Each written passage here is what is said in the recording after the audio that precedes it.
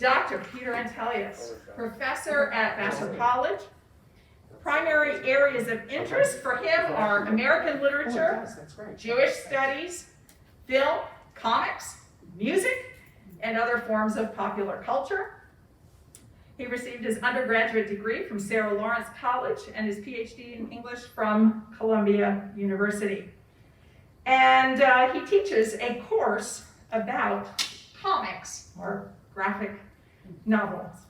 And so we were happy that he jumped and said yes when we asked him if he would do our kickoff presentation, because we know he's a great teacher. We've heard great things about him.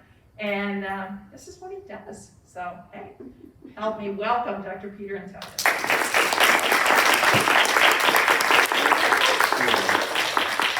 It's really fun. Hello, everybody. I guess it's good that I was early for being late. Can everyone hear me, or do I need the microphone? Yes, or can everyone hear me? You do, because we're going to be recording. Oh, because you're going to be recording. Yes. Okay. Yes. First of all, I just want to thank Jewel. I also wanted to thank all the people that make these big reads possible. Gareth Davies, who's not here tonight, but who is a spectacular person and has done amazing work. He wrote me today and reminded me that I was actually here at the first one, which I can't remember. I think my knees remember what it was like to be that age, but nothing else. I also want to thank Diane Blazik from the board for also overseeing this. I don't know if people in Poughkeepsie realize just how lucky they are to have this. I mean, the strenuousness with which it takes to put this together. But also just how innovative this particular group is at programming, choosing books, at programming, at doing all the other activities and so on. It's just remarkable. So, let me get right to it. I'm not usually a microphone holder. It's a very strange experience. It does help. Right? No, I'm not saying that. I wasn't complaining. Okay. I was just saying that it's like, I feel like I'm in a talk show, like I'm hosting something. All right. So what I can do for you tonight is to set Thi Bui's book in context as a graphic novel, then offer a sort of guide to how to read graphic novels, how to read panels, how to read pages, and so on. And I thought I could do that just by moving right into it. The question is, what is a graphic novel? Which might be the most pertinent question of all. We all recognize places in Barnes & Noble, or maybe, who knows at this point. But we all recognize that there are sections for graphic novels.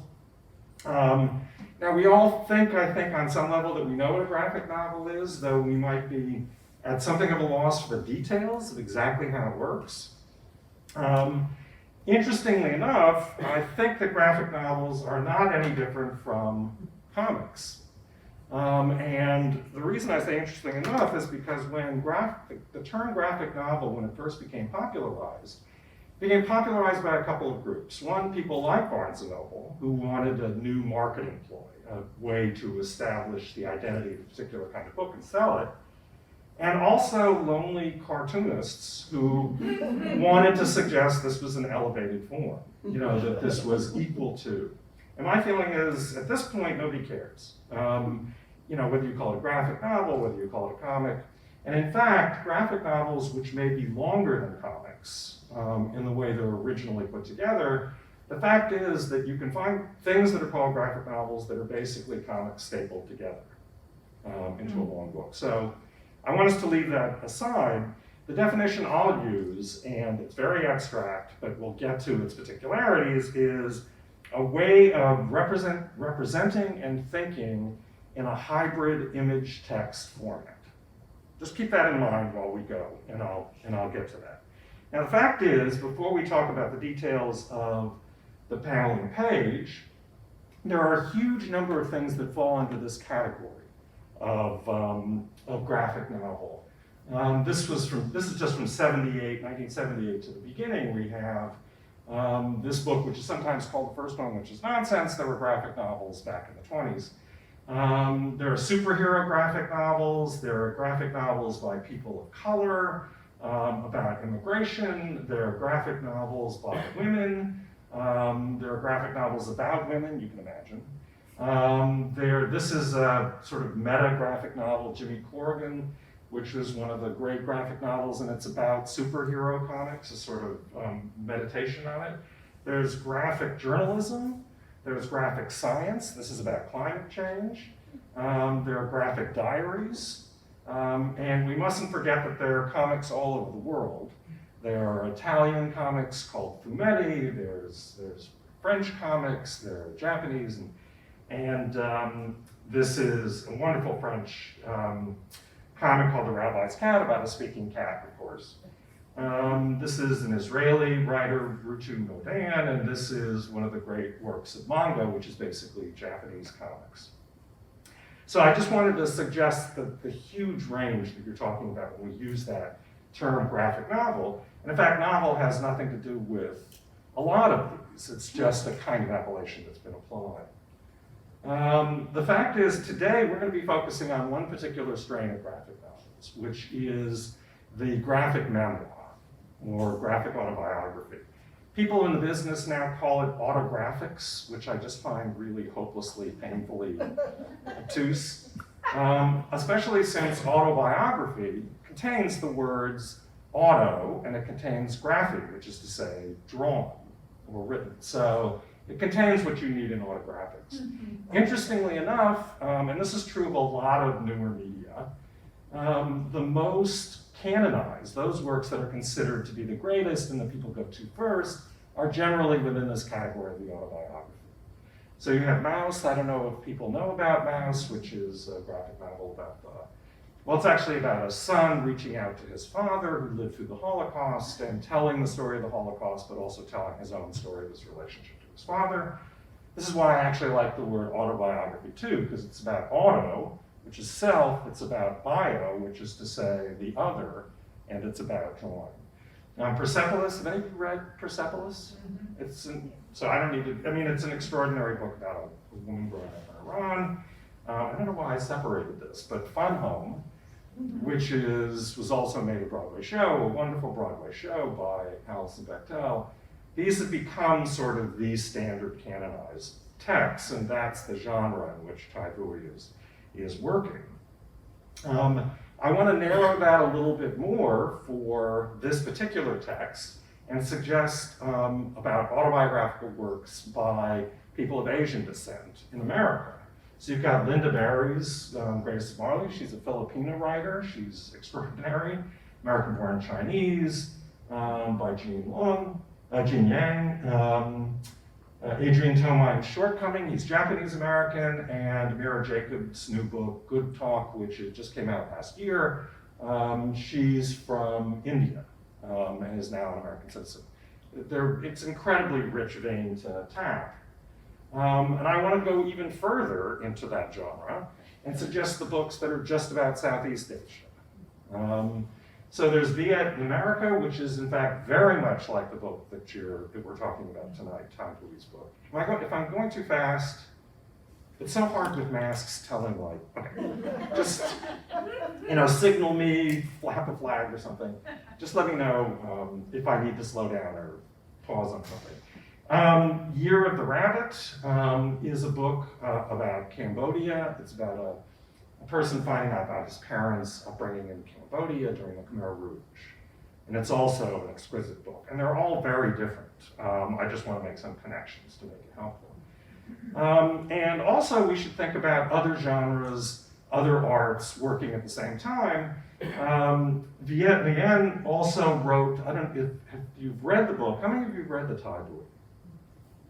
Okay, so you know that the foreword to the book, which is written by him. This is an extraordinary book about Vietnam, a novel about Vietnam. So the sort of range of influences that we're talking about come from a number of different directions. Okay, so let's get to Thi Bui's book, which I absolutely love and was totally thrilled when I heard that this was going to be the book for this series. One of the fascinating things about this thing that I should mention first, and I love using this, is what she calls an illustrated memoir.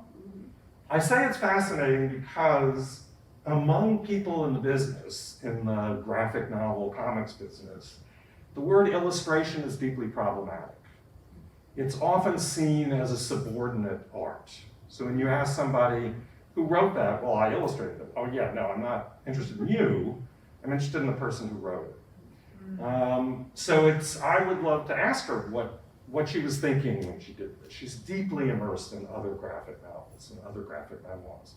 She knows the field, so I would just wonder what it was she was thinking about. And in fact, if you first pick this up and read illustrated memoir, you expect something very different. Every 2 or 3 pages, a picture, maybe, subordinated to text. And in fact, one of the things that graphic novels are is, as I mentioned before, an image-text medium. That is to say, they both hold equal weight. And that's one of the things we have to remember when we read it. Okay. This is not from Thi Bui. But I wanted to move on here to, oh, actually, before we get to this, let me move back. I can do that. For those of you who don't know the book, have people given a summary or anything that would be? No, I haven't. Okay, no, okay, let me just give you like a 2-sentence plot overview and a thematic overview, because it'll have to do with the kinds of elements that she's using. For a plot overview, this is a mix of memoir, as I mentioned before, biography, and history. It's her own reckoning with her parents' history in Vietnam during the war, and its effects on her and her siblings, and a reckoning too with their immigration after the fall of Saigon.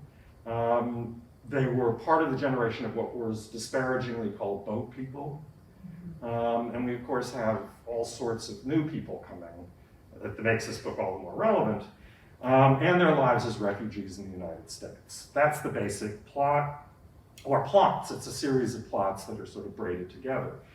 She herself left in 1978, 3 years after the fall of Saigon. She was only 3 years old at the time when she left. And we'll talk about the effect of what it means to try to attach oneself to a history that one actually didn't have, and what that means for her. Now, some of the basic themes, as I think I've indicated, trauma, which is to say both individual trauma on the part of her parents, and generational trauma, what it means to be that second generation, as well as her sister's trauma. It's a partial history of the Vietnam conflict from Vietnamese eyes. That is to say, this is a sort of very subjective history, but that's part of the point, to understand this other point of view. And also the Vietnamese refugee experience here in America, what she calls the refugee reflex. I just read a thing in the Times a couple days ago about how one of the groups that's coming forward to welcome refugees from Afghanistan are Vietnamese American groups, which I find absolutely fascinating. So this is partly a book about what it means to be the other within this society. Now, there are burdens to this kind of writing this history. There are burdens of representation. There are burdens of having to be responsible, of telling something of the truth, since there's so few of these accounts around. And throughout the book, she addresses these burdens by thinking through what it means to draw, what it means to write, what it means to have a point of view. All those kinds of things we'll see. She's very self-conscious about that. So now I get to change the picture. This is a comic by Frank King, who was one of the great innovators in comics. These comics in the 30s used to come in the back of, they used to be the back of a whole newspaper. They were enormous, they were colorful. Often people bought the paper just to get hold of these comics. I just want to suggest that, I could ask questions. How would you like to work? I'm happy to ask questions, or I'm happy to just sort of, do my thing and go through it. Okay, all right, okay. Well, there'll be time for questions later. I'm talking very fast because I have a lot of things to say. But, at any rate, if you look at this and you say, well, what makes this just a comic? What do we know already without having studied it, without having thought about it? There are a couple of things. One is the fact that there are panels. Didn't work. Where am I going? Okay, I'll just touch this one. So there are panels. And there is also at the same time a page. And there is also a sequence of panels. And those sequence of panels add up to a page. Because we're in the United States, or in West, or the same as in Europe, we read from left to right and top to bottom. That's just the way we're accustomed. That's our convention. Manga, for instance, they read backwards. I would say it. Not our, from right to left. Let me put that. All right. Other side of the world. That's right. The other side of the world. Okay, so there's that, and what a lot of people have said about comics is what they really should be defined as is sequential art. That is to say, art where you have individual scenes that are put together to create something larger. And that's absolutely true, I think. We might recognize some other conventions, the sort of what we call the cartoony way of drawing, which has to do with a kind of simplified line. You can be realistic in comics, but even then you're simplifying for that space and that kind of reckoning with the image. There are speech bubbles, which we're used to as a convention. All these things had to be invented before basically the beginning of the 19th century. It's just bizarre. There are medieval paintings where you have people speaking with banners flowing out of their mouths, usually in Latin. So, at any rate, so you recognize a lot of these. What's peculiar about this particular piece, and the reason I want to show it to you, and what's genius about it, is that it works on two levels. As you probably noticed, you read it sequentially this way, or the whole page is one single image. Now the reason for this, I think, or whatever the reason is, I think one of the effects of it is to suggest to us that comics always exist in a kind of double consciousness. They exist in the panel and they exist on the page. And you're getting two very different stories when you look at one and you look at the other. And when you're reading in sequence. When you're reading in sequence, it's much like reading a book, a novel, for instance, where you're constantly involved and you're not noticing the breaks. But when you're suddenly shoved out and say, wait a minute, this is a book page, that's a different kind of consciousness about what's happening. And that's the thing that I want us to pay attention to, is this art of both sequence and page, panel and page. Okay. I also want to suggest that in addition to just looking at the comics on the page, we have to understand all the other arts that are going into this one particular kind of representation. First of all, there's painting. And you might think of every panel on every page as being painted to some degree, whether you're working it digitally or working by hand. This is actually Roy Lichtenstein, do people know? Who in the 50s started to do pop art, which was actually, for him, painting comics, enlarging comics. I'm sorry, this is a really stupid PowerPoint image. But at any rate, there's the book, of course, because one of the things that not all pages have to have image and text, but a lot of them do. And often you are reading both text and image back and forth to figure out what's going on. We actually process image and text differently in our brain, in different places in the brain. So that's part of the sort of cognitive process of understanding how to read a graphic novel. There's also the stage. It's no surprise to me that graphic novels and comic arts really came alive in this country during the period of vaudeville.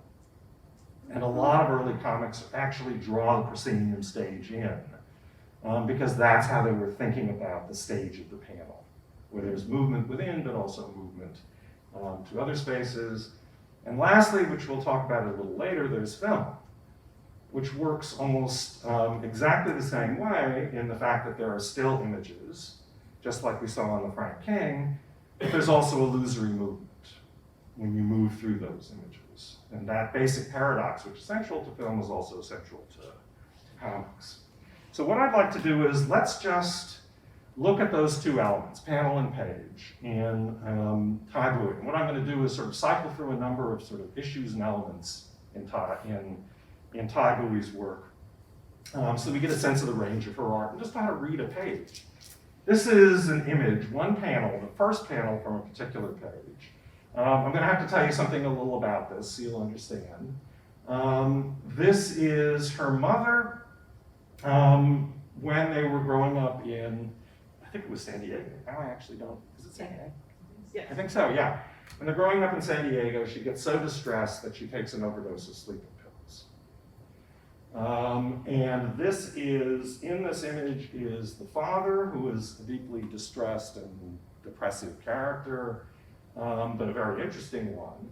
There's Thi herself, and there's her younger brother. Now, what can you say about this image? I didn't know what we would have done if Ma, the mother, had never gotten out of bed again. A couple of things you can say is partly the spotlight effect. The idea that what we're being represented here is a kind of primal scene, a kind of reckoning, with this triad of people trying to figure out what to do, how to survive. What's very interesting to me is that it's evocative of a mother and father and a child, and what that means for Bui thinking about her own relationship to her father and substituting for her mother, and I think she's beginning to move through all this. We'll talk in time about this orange wash, which is throughout the book, for those of you who have read it. And then again, we have a kind of, because it's in the square setting, we have a kind of narrative panel. It's in her own voice, but we understand that that's setting the scene. Now let me give you the whole page that this is part of. And what we see in this page is that we go from this, we're signaled to her mother in bed, and it's unclear to me whether this is a picture of her mother getting out of bed or hesitating, or still being in bed. It's a kind of ambiguous image. If we think of it as a movement in time, then it's very much she's beginning to get out of bed, so at least that problem has been solved. This is Bui and her brother. We avoided ever talking about that incident, which is also very true of trauma in general. And to the point that Ma thought I didn't remember it. Now this is a moment, we skip from this period in time, back here, suddenly to the more recent past, when the mother, who seems to like talking to Thi's husband much more than she likes talking to Thi, is talking to him about it. And she says, I don't know if I ever told you, but, and she becomes enraged. She says, I was there, how do you think I could forget something like that? Almost 30 years later, I didn't know, I was still angry. A couple of things I just want to notice about the way in which this moment, this really crucial moment about disclosure and refusal to disclose and evasion by not telling the right person. Take a look at these two panels here. The artistry here is linking this past trauma of the two of them with this present moment. And it does it both design-wise, by pulling your eye from one to the other. It does it by locating these two portraits back to back. It's a very clever way of thinking, and we're moving from an earlier time to a later time, and then in sequence in that later time. This is the complexity of the whole image and how we get from here to here, which is also with three figures and her walking away, is deeply resonant, and you feel like it's an early wound that's being reconceived for us. All right. I just want to say that part of what we're doing is the standard thing in reading comics, which is, if it is a sequential art, then what are the sequences? How do we understand how we get from one space to another? This is a guy, Scott McCloud, who likes finding structure in everything, and he came up with these 7 possible ways to create a sequence. I myself think that there are like 100. It doesn't really matter. He copyrighted this, so. But moment to moment, action to action, subject to subject, scene to scene, and so on. But it is true, and I wanted to suggest to you just how complicated it is when you're planning a whole page, thinking it through, how it works. And I also want to get back to this idea of film, that one of the things that comics can do that film can't, even though they're basically produced the same way. Actually, I don't know anything about digital film. Or there is no digital film. I don't know what it is, but whatever. In regular old-timey film, when this works, the creation, that illusion of movement, entails essentially getting rid of these places. What these places are in comics are called the gutter. And one of the things that comics allows you to do is to look back on the page and think, not just I'm here, I'm here, I'm here, I'm here, but wait a minute, why do I think that should be connected in this way? What was actually happening back here that I can still think about when I'm over here? In other words, you're aware of the apparatus, of the way in which meaning is being produced. A lot of people talk about the sort of challenge and great genius of comics is that they make available a kind of slow reading. We often think of comics, you just whip through them and you're done. But I think actually comics slow you down and make you think, well, how is this whole thing put together? And you might think about the panel and the page as the two units of meaning making in comics. And what comics does is just say, then look. Take a look and see how this thing was produced. You can do it, usually comics artists do it in a grid, especially in the West. It's usually a 9 grid, it can be a 6 grid, it can be a 2 grid. And they actually work on grid pages and then erase those grids later, depending on what they're doing. But it's a way to help them sort of structure and conceive of what they're working on. But of course, this grid, there's an almost infinite number of ways you can constitute it, depending on what you want to emphasize, what you want to take away, and so on. Now let me just give you some more examples of how this is working with Bui. Here's again the first panel on the page. My sister got themselves ready. It's when her mother isn't around, her mother is going off to work, her sisters go off to school, and she again with her brother is waiting with her father. And again, you see that orange wash, which we'll get to in a second, and you see another kind of threesome. I would only note here, because we can't talk about all of it, but just the fact that they're facing in opposite directions. That there's a kind of alienation going on here, and she is in fact being the mother of her and her brother. Now let's look at that, this is a 6 panel, but it's basically the same principle. So my sisters got themselves ready and walked to school on their own, leaving, I forget his name. Tam and me, and then at the bottom, alone with Bo, which is the name that she calls her father. Now, I just want to talk about, this movement here seems fairly reasonable. Although there's something really striking about saying, leaving Tam and me, you're assuming that he's there and he's out of the frame, which is one way of imagining that kind of relationship. And we're also moving from a sort of dark inside, outside, back inside, with a blank screen, I would also suggest. What's being written on in our own heads, but what's being written on in hers and Tam's. But here's the real sort of interesting sequence to me on this page. And I see these two panels, which if you think about it, there's no gutter. There is a gutter, but there isn't. Those two panels are of the same image, but she's splitting them apart, Tam from herself, alone with Bo, who is then in a third panel, but in a different space. And what I think she's partly doing is taking this image and expanding its loneliness, elaborating on it, its sense of isolation and distance. I also think it's striking that she's again looking at him and he's looking elsewhere. But there's a sense of time passing, but also being held still by the way in which she's talking about the clock. But I would also suggest this is really important and becomes really strategically central to the book, which is his constant smoking. And what you have here is, on some level, the way one's reading this is that this is going back in time. This smoke is sort of infecting and infiltrating everything. And that becomes very brutally important when she thinks about what her father has gone through and what she has gone through. And the way it breaks the panels suggests that there's a kind of permeability about this sort of endless moment. Okay, here's another one. To understand my father, how my father became the way he was, and then we move, you can see again that classic distance, again the smoking. Let's take a look at the next one. Here's the whole page. I had to learn what happened to him as a little boy. It took a long time to learn the right questions to ask. Now these panels, even though they're really simple, it's just a 4-panel structure, it's increasingly complex in a different way. She's trying out a different way of thinking about these kinds of relationships.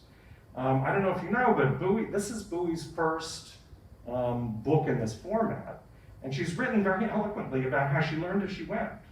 And part of the way to look at the book is just as an experiment in a very different ways you might meditate on these series of things.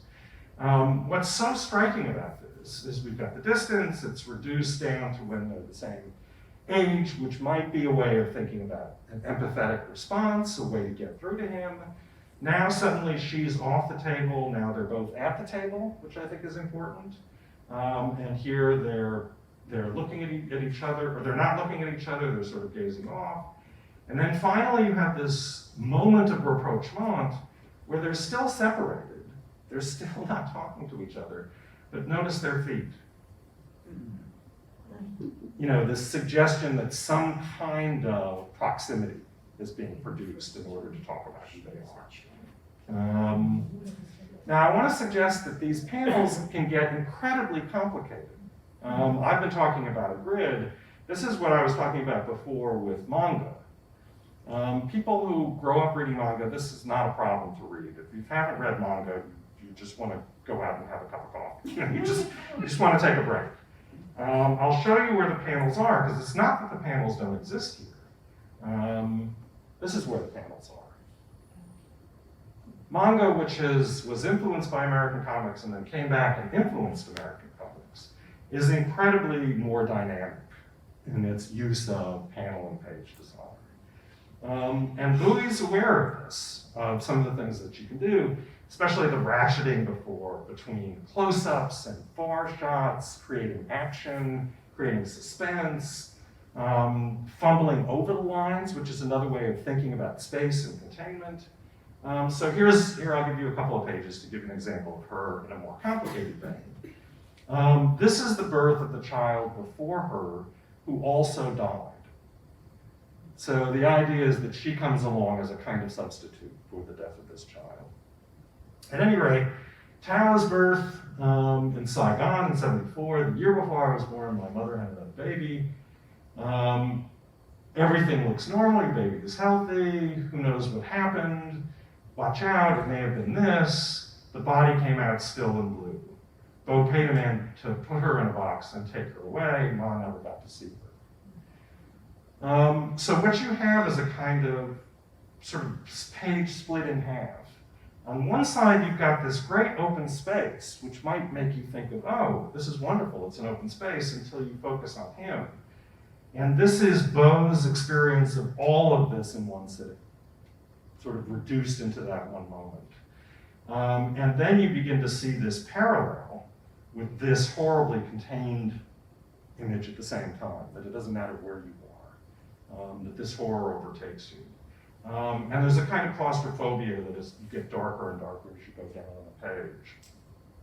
This is the page that it's set up against. When you open the book, you see these two pages back to back. Now, what you might notice right away is she's going from this child before her to herself. That same year, Bo's grandfather died and I was conceived. On the road to visit his grave, my parents passed a large statue. After keeping me months safe, my parents said I was born with her face. And if you notice that the two pages are sort of parallel this way, but just exactly in reverse. And you're moving into an open space in this way. The only thing I would suggest is, and again, that parallel has to be worked out, has to be thought through, is that when we look at this, and we look at this sort of, okay, but wait a minute, constriction here, this was a kind of constriction. What about this? I would suggest, on the one hand, no, it's not really constriction. On the other hand, it makes you realize how fragile that image is. How there's a history there that's going to be immensely complicated. This is what comics artists do. You know, when they're planning pages, they're endlessly revising to think about, what do I want to say? How does language work? What's the relationship between language and text and so on? And this is, I would love to see her pages. I just want to mention very briefly two other elements before I end with a kind of very short discussion with you about the nature of trauma and why this book is so focused. Another thing to look at in graphic art is the line. Literally, what kind of line? She has a very interesting brush stroke. She uses brushes more often than she uses pencils or pens. And that just has to do with a kind of mood or a kind of way she's thinking. And color, which we've talked about very briefly. This is a sort of joke about color and line from David Mazzucchelli, where it's basically the wife saying, what makes you think you're always right? And he's a guy. Which is to say his world is incredibly angular, her world is incredibly nuanced, her world is red, his world is the cooler blue. I mean, there are ways in which gender is oversimplified in really unpleasant ways, but you get the idea of what I'm thinking about. So, for those of you who've read the book or just even seen the cover, you know that orange is the pervading wash in this book. It's on every page, and it works in very different ways. And I found this one image, which suggests to me where it came from. Was Beau so terrible it's hard to remember? My memories of him live in an orange apartment building in San Diego. So it's like the smoke. It's the orange of his depression, of his trauma. Here's an example. We needn't go too into detail, but they're walking into that orange space where he's talking about they've become a holding pen for frustrations and the unexercised demons that had nowhere to go in America's finest city. And you see this descending wash of orange. It's as if in this particular case, they're walking to prison. And that's the feel of it. And as they get closer and closer inside, it gets darker and darker. Here's one of the few pages in the book that has almost no orange in it. And what's fascinating is this is a moment of potential reconciliation with her father. Although slyly, she puts the drafting light in between them in the top column. You know how it was for me and why later I wouldn't be normal, but it creeps in here, the orange. These are her pages, the very pages that you're looking at, basically. So you never quite escape, you never quite get past it.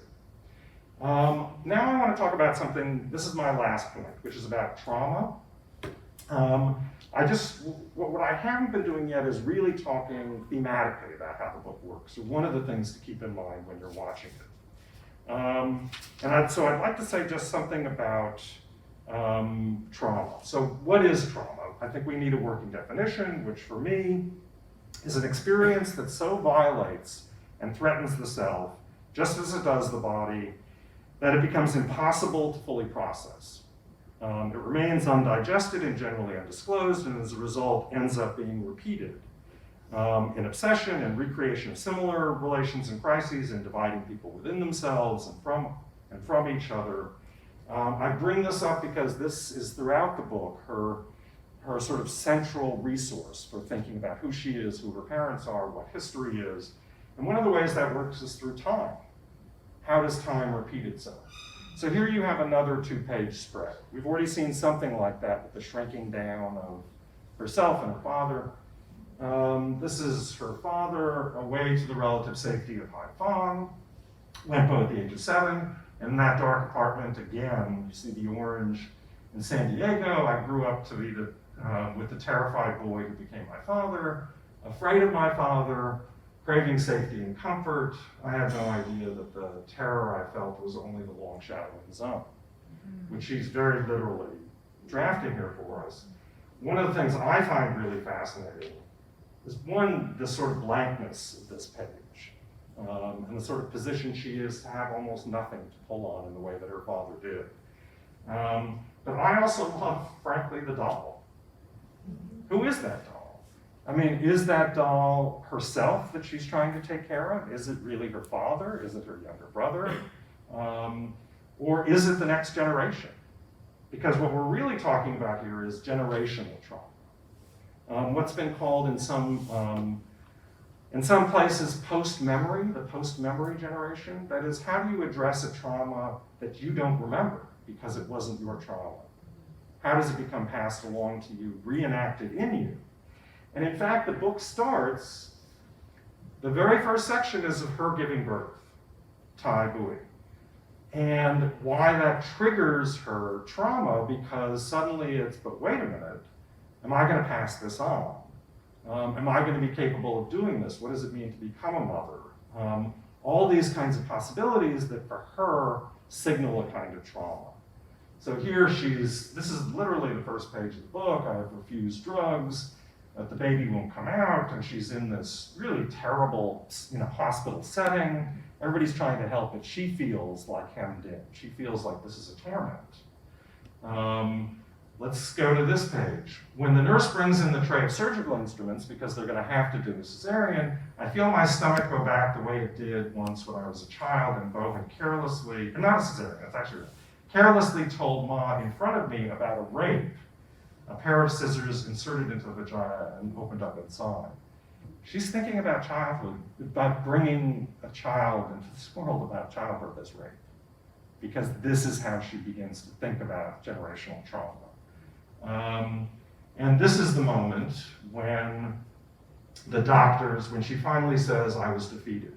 I had to get a painkiller, which is what she gets, a spinal, and she gives us an image of that spinal here. And you notice, of course, in the simplest of things, just the hugeness of that needle, but also the fact that the needle actually moves out of the frame, as if there's no protection from her. This isn't a memory that she seals off and says, I'm inviolate from this. I just want to end with this one picture as it connects to that whole sequence and her efforts to think through all of this on the page. This is a page where she's thinking about the visit that when they first go back to Vietnam. There are all sorts of interesting images on this. Soon after that trip back to Vietnam, since we escaped in '78, I began to record our family history. So it's as if we're starting the book all over again. And she does this periodically, just as that image of birth. I began to record our family history, thinking that if I bridged the gap between the past and the present, I could fill the void between my parents and me, and that if I could see Vietnam as a real place and not a symbol of something lost, I would see my parents as real people and learn to love them better. What's fascinating to me about, this is the separate image, this movement down the page, so we know how to read it, but that's not the image we have here. The image we have here is of her own traumatized body, with its imprint of Vietnam as a kind of hollow space within that body, which is why we have the geographical image here.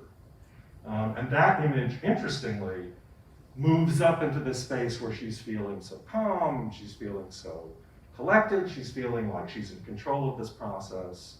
I don't know if you can see here behind her, that's the image of that boat ride that they took, and it's an image that occurs every 4 or 5 pages, waves in the background, sort of suggesting how she's unsettled in between states, tormented by a past she can't capture.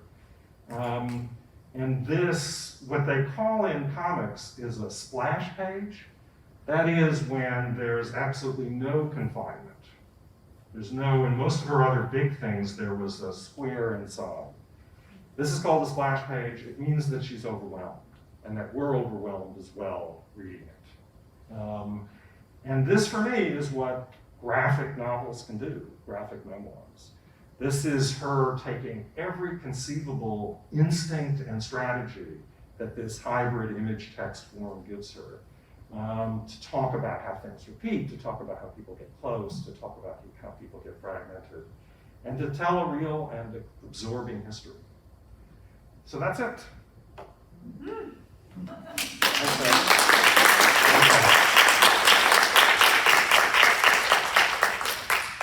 Sorry, I whisked through that. Do people have questions? Yeah. I just wanted to make a comment about this picture, is that, so I'm teaching this book to high school students right now, and we looked at this very carefully, but she's naked in that picture. Yes. And so I think she's also showing how vulnerable she is in opening her history to everybody. I think that's absolutely right. And it's those moments in the book where she says, there's a lot of the book where it's just trauma is trauma. That's it. You never finally process it. You're always struggling with it. But here, in the most vulnerable moment of that, she's also suggesting, there's a way you can open yourself up to history, open yourself up to trauma. And also there's that wind Yeah. Obviously, there's a wind, and it must be coming like from the top. I don't know, like Yeah, that same movement.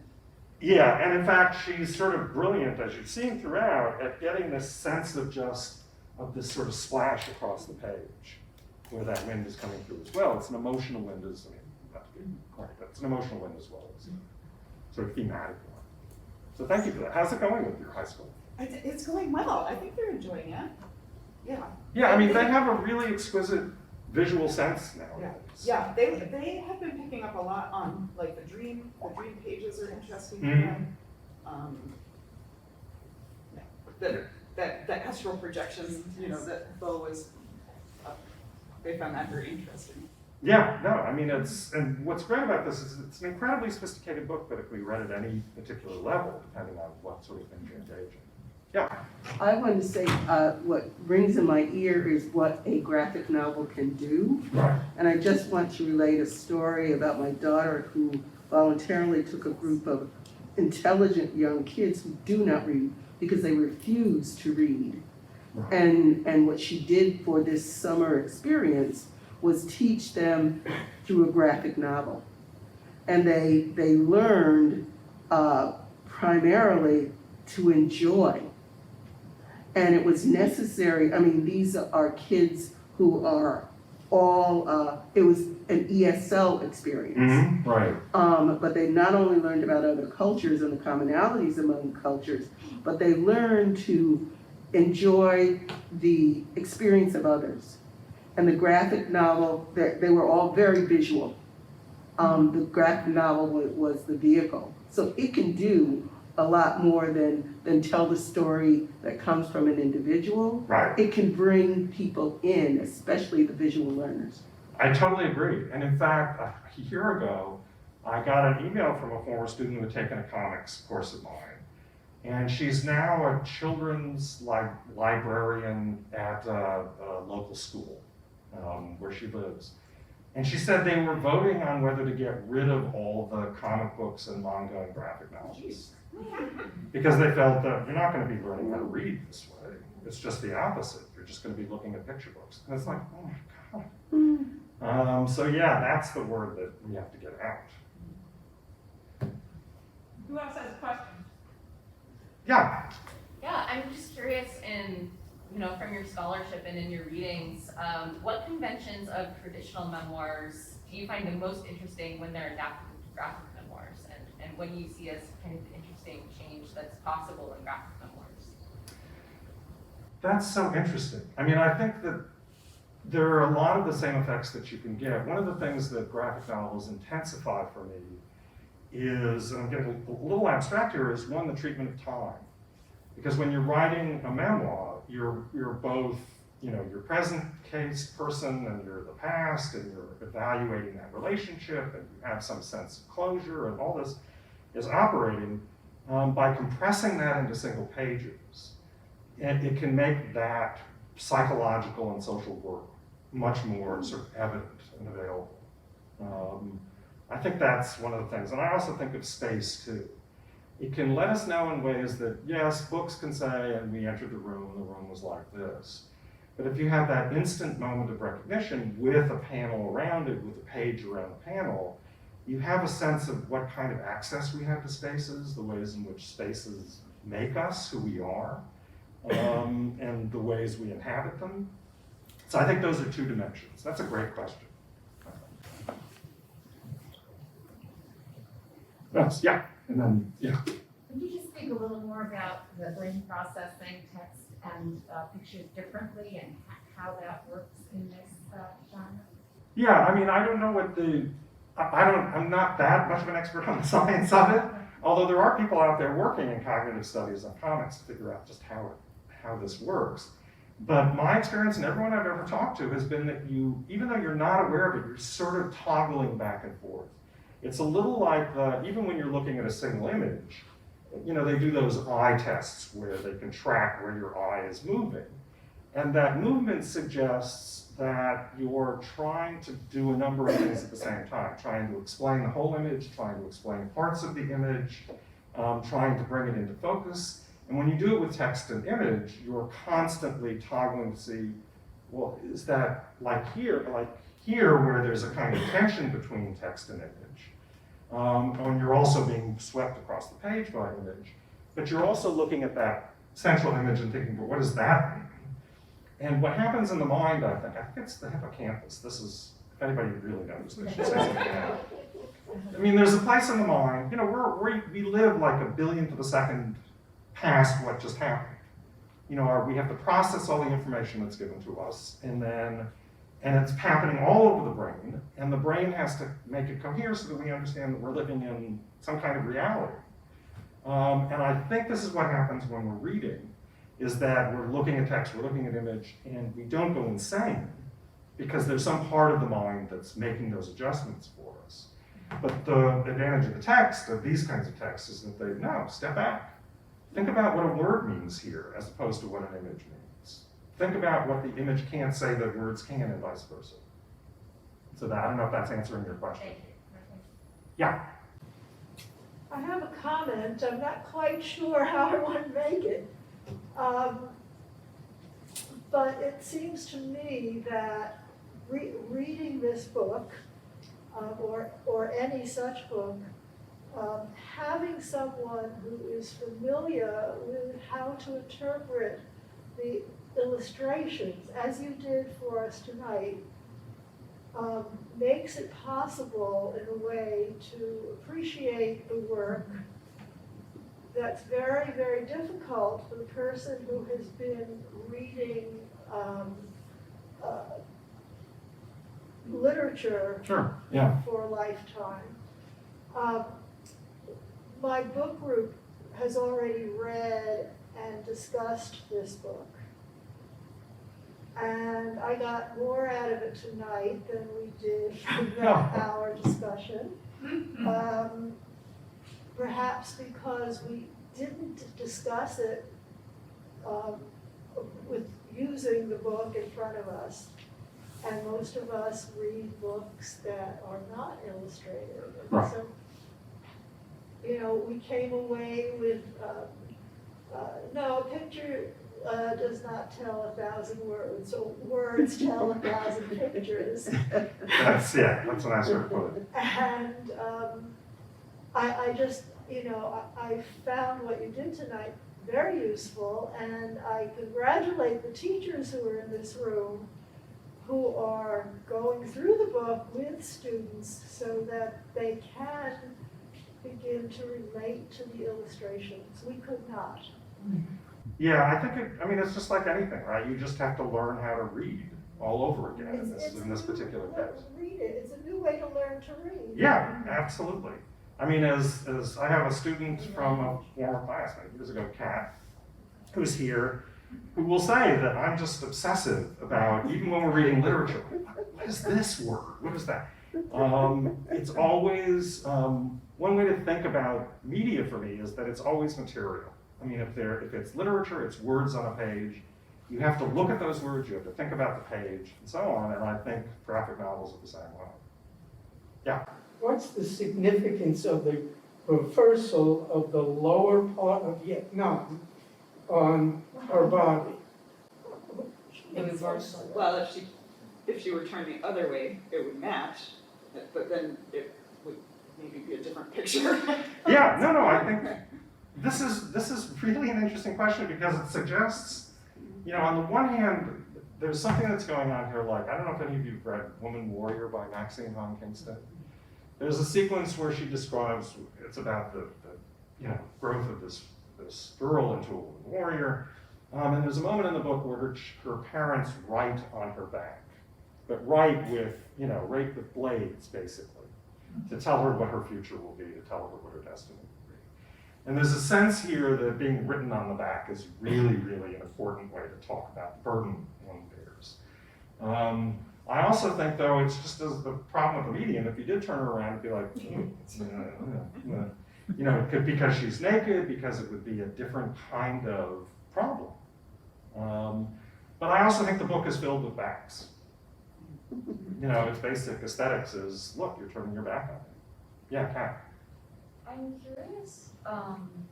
Yes, well, first of all, this image was making me think of the image when she was about to have a C-section and there was the. Right, that's one of the reasons I wanted to do it, yeah. But I'm curious what you make of Bui's own recognition of her authorship within pages of the book, like when she's showing pages of the novel to her father, it kind of reminded me of a similar image in one of Alison Bechdel's book that I read, Maybe Fun Home, when she's showing pages of her novel to, I think, a teacher. I'm just curious what you make of that acknowledgement of authorship within those pages. That's such a, I never actually thought of that question in exactly that way, but I think you're right. And this gets back to your question too. Yeah. We're trying to hear.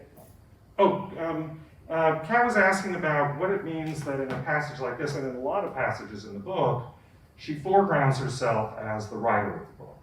Like in that white page that we saw, where those pages were there. She's constantly reminding us that she's writing the book that we're reading, and that she's navigating these issues. And the question is why? Why do that? I mean, one could write this, you know, in a lot simpler way without those interventions.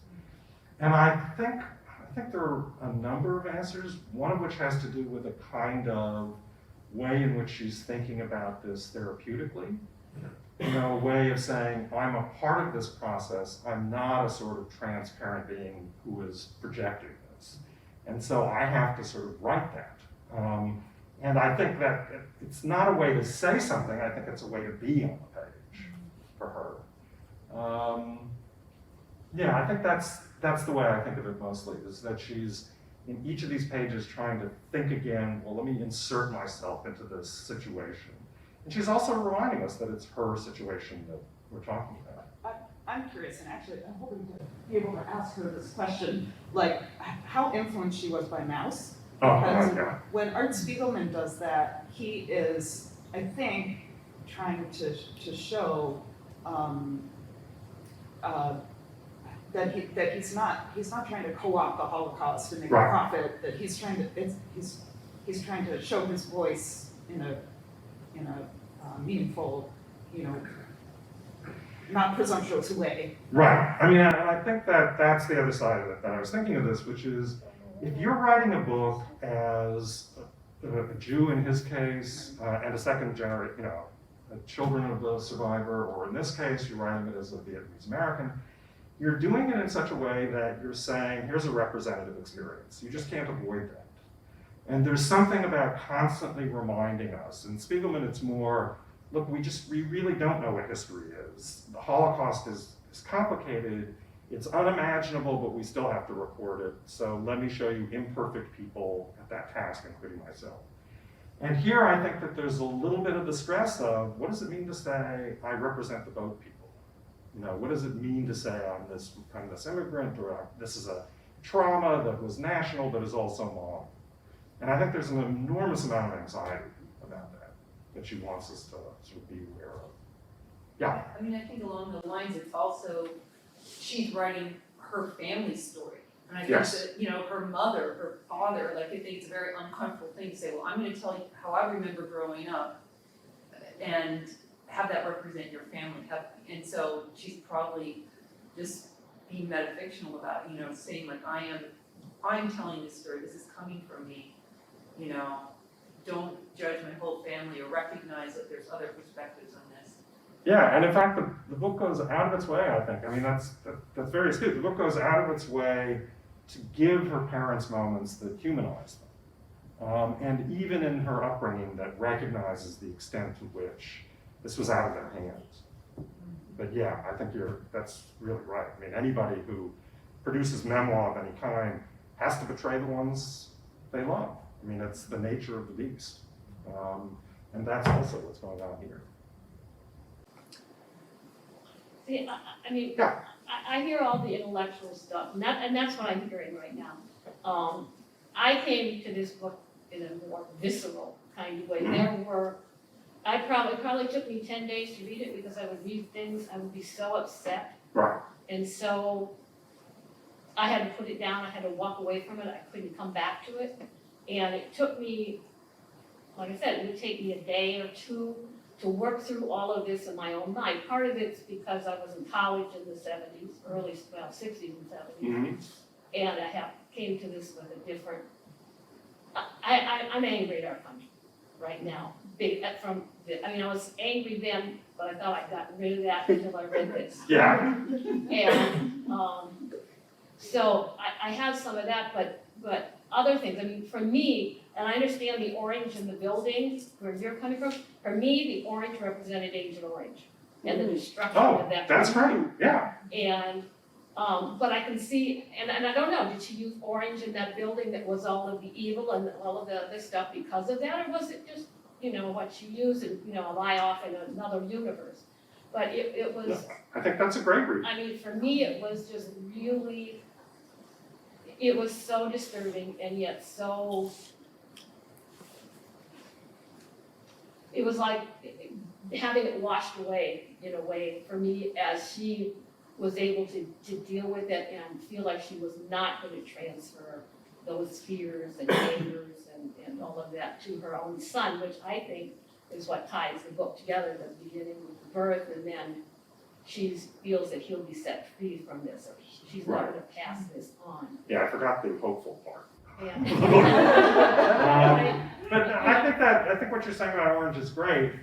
One of the things I was going to ask earlier is sort of why orange? I mean, orange could be Agent Orange, it could be just the sort of wash of the past, but it's also, I mean, colors are very subjective, it's very hard. Alison Bechtel does Fun Home, and there's a kind of turquoise wash, and then she does another book, Are You My Mother, and there's a kind of reddish wash, and it's like, what? What is this doing? And I think that it's setting a mood, it's setting a sense of the kind of a world overcome. And I also think orange is not the kind of color, it's not blue, it's not cool, it's not red, it's not meant to be passion or anything like that. It's a really indeterminate color. It's in between other colors and it's really hard to get a handle on. But I think Agent Orange is an excellent way to think of it. I'm sorry, did I interrupt you? Yeah. No, it's fine, I just say, like, for me, I mean, and I've read it twice now, and totally different thing. I mean, I came to read this book only because it was the big read. And when I read that it was going to be a graphic book, I was like, well, I'm not doing it this year. Oh, God. And That's and so that was interesting, my yeah. own, that's my own. No, I'm sure it's not Well, just and you. then, but Yeah. now, so you're talking, I'm thinking about, well, geez, I got my grandson to read by doing Captain Underpants and all the little comics and Big Nate and all this stuff. I'm like, duh. But for, I was not looking at it as serious, I guess. And then I said, you know what? They haven't made an error yet. Let me go get this darn book. Yeah. And I went to the library and I got it. And I have now recommended it to at least 20 people. I bought it for people. Because it was just, it just moved me more than anything else. And for me, I needed to read it. I needed to have all those feelings. I needed to do that. Yeah. And now this, because if I thought about it this way as I was reading it, I would never have gotten what I got out of it. Now I'm ready to go back and read it with a whole different look at it and hopefully get more. I think that's fine. I mean, I think for me, what I would argue, and this isn't really an argument with what you're saying, is just that what you got that was so visceral is partly the wash of those things that I was talking about without being aware that that's how, I was taking it in. Right, but had I heard all this first, It would have put you at a distance. it would have put Yeah. this. Yeah, I understand that. Yeah, I had read in my reading about the author that she spent a long time trying to decide on the color to use. She immediately really, yeah. pushed out blue. She didn't want blue because that was too common. But coming up with the color that she did challenged her, and she settled on what I thought the article said that she chose a brick color. And Yeah. for me, doing it as brick was sort of like building her story again and solidifying her family story and with herself and her relationship. Yeah, like that's really helpful, I think. By the way, she took 10 years to write this. I mean, we think of novels as, novels can take a very long time, but this is like 200 and something pages. Every page, this takes an extraordinary amount of time to think through the book as a whole, to think through every page, especially since it's so poignant and personal. but that's all right. All right. Fantastic, thank you.